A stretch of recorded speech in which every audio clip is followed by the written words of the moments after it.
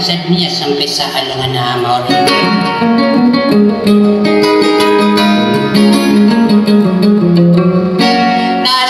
Sukap lang kaparat ka noon inangasan ko ano mga udapin dari dina. Wadan po man iya di ka nakatarutopan ay do princess iba ko sulap po din niyo. Tama ka pangin sokol ka no kay diwa ka naman bukas sa baraka. Mataan na bubaya ka na kaudas suruk kinibulugari ko sa panto na kako mga udapin dari dina. Maragaragam po man iyo ba niyo mapamnagaya matanablan na pimbura si patang ko naman naman so ang tangan ako na ditutag na suswara ko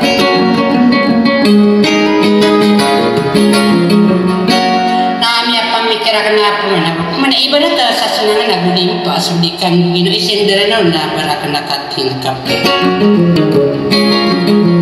sa kakate na po yun na tatangka isa sudi sa wasalam